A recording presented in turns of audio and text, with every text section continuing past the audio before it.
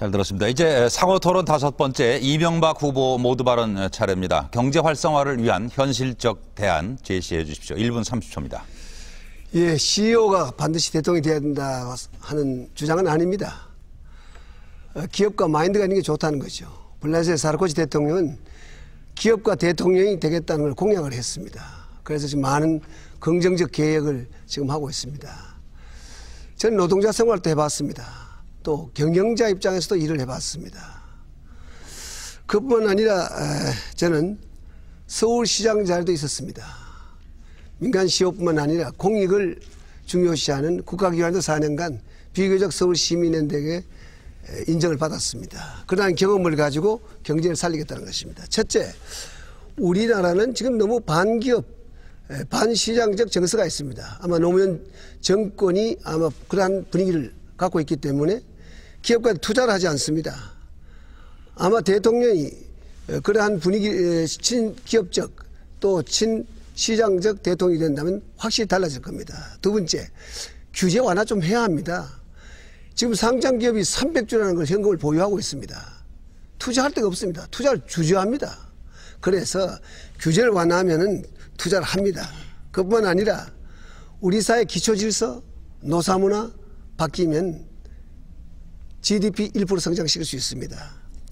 우리 공공부문, 저 서울특별시장을 해서 경험했습니다만은 비효율적입니다. 이 개혁하면은 경제성장 7% 할 수 있습니다. 발언 시간이 다 됐습니다. 이제 1시간을 막 지나고 있군요. 토론 시작하신 지. 이인재 후보부터 차례로 또 1분씩 반론해 주십시오.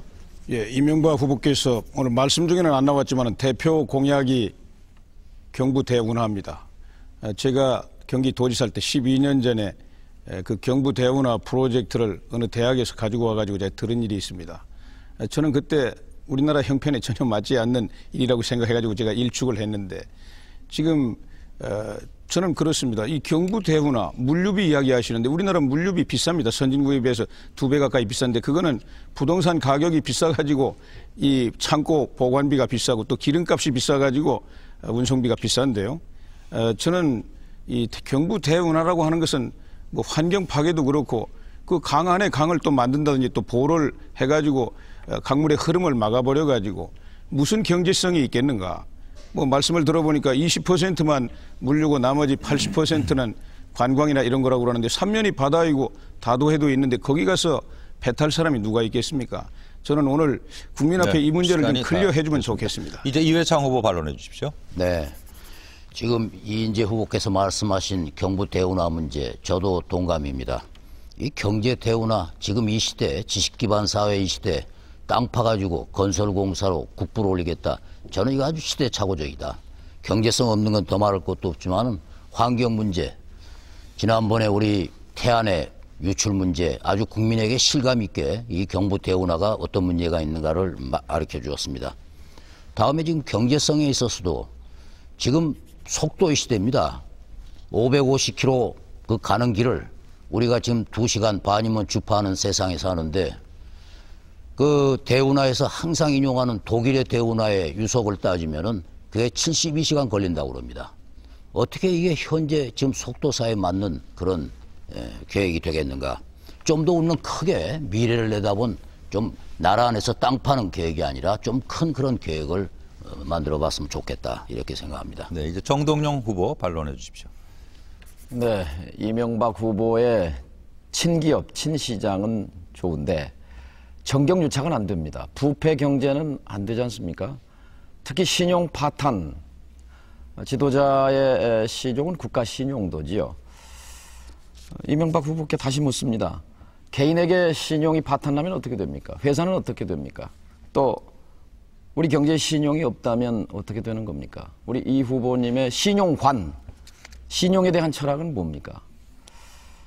BBK 그 통업하실 때 이렇게 말씀했죠. 한국의 사이버 금융을 그 틀을 확 바꾸겠다. 근데 결과는 확 사기당한 거거든요. 요즘은 이제 한국 경제의 틀을 확 바꾸겠다고 하고 계신데 한국 경제 확 부도나는 쪽으로 바뀌는 것 아닙니까? 부패 경제 되고 그리고 정경유착 되면 제2의 IMF 저는 온다고 생각합니다.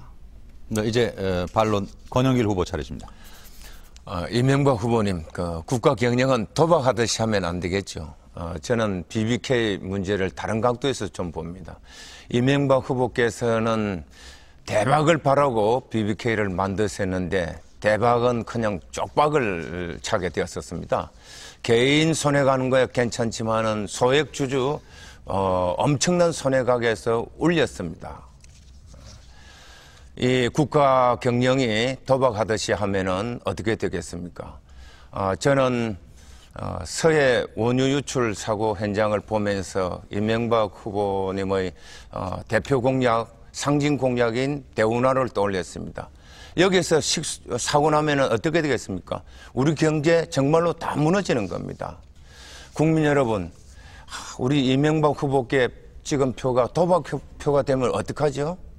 만약 그렇게 하다가 쪽박 차는 날 있으면 어떡하겠습니까? 절대로 그런 일 있어서는 시간이 안 될 다 겁니다. 됐습니다. 이제 문국현 후보 발언해 주십시오. 이명박 후보님, 엔론 사건의 레이 회장 아시지 않습니까? 거짓말을 했다고 결국 5, 6년간에 걸친 4, 5년간에 걸친 그 재판 끝에 160년형을 받았습니다. 다른 동료 CEO들은 24년으로 40년에서 감형이 됐는데 레이 회장은 끝까지 거짓말을 했기 때문에 4배 가중 처벌이 적용돼서 160년형을 받았습니다. 이명박 후보님을 보면 꼭 레이 회장 생각이 납니다. 우리 국가를 부도 위기로 몰아넣고 우리나라의 국가 신용도를 바닥으로 떨굴 것 같습니다. 증권시장 3천, 5천 만드시는 게 아니라 1,000으로 떨구실 것 같습니다.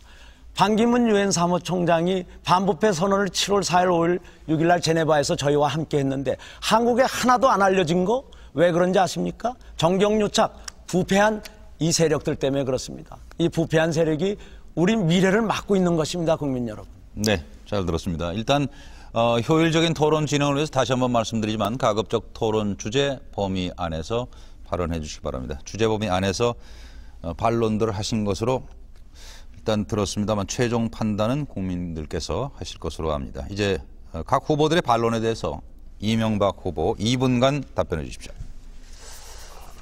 존경하는 국민 여러분, 저는 국민을 바라보면서 늘 선거운동을 해왔습니다. 또 국민을 어떻게 하면 일자리를 만들어내고 중소기업에 살고 서민이 살 수 있느냐 하는 그 많은 안을 공약을 내놨습니다. 그러나 저번 선거는 정책 공약보다는 역시 네거티브 쪽이 있는 것 같습니다. 저는 아시다시피 중소기업에 들어가서 26년간 일하면서 세계적인 기업에서 일했습니다. 거기서 16년간 최장수 CEO를 하면서 세계 모든 곳을 다녔습니다. 글로벌 리더로서 인정을 받았습니다. 세계 모든 기업인들, 세계 지도자들에서는 저를 CEO로서, 국제 CEO로서 인정을 해주고 있습니다. 제가 시장 4년에도 1,000만 서울 시민이 저를 인정해 주셨습니다. 서울시 행정을 야당 시장에게 이 정부가 늘 4년간 늘 평가해서 일을 했습니다. 그것을 인정했다는 뜻입니다. 저는 민간기업과 또는 서울시장을 겨치면서 저는 대통령이 될 준비를 충분히 한 준비된 대통령을 할 수 있습니다. 어떤 분은 레이간이 무슨 경험에서 좋은 대통령이 됐냐고 합니다. 레이간은 노조위원장을 했지만은 미국에서 가장 경제력이 큰 캘리포니아 주지사를 2번 하면서 거기에서 그 경험을 가지고 그런 성공적인 대통령이 될 수 있었습니다. 존경하는 국민 여러분, 저는 CEO를 하면서 서울시장을 하면서 국민들로부터 세계 많은 분들로부터 인정을 받고 있는데 후보가 되어서부터 정동영 후보 또 늘 평소에 인정해 주시던 이해창 후보까지도 저를 인정해 주지 않고 있습니다. 아마 저는 국민들께서는 대한민국 경제 살릴 사람 아마 누군지 아실 겁니다. 시간이 고맙습니다. 다 됐습니다. 이제 상호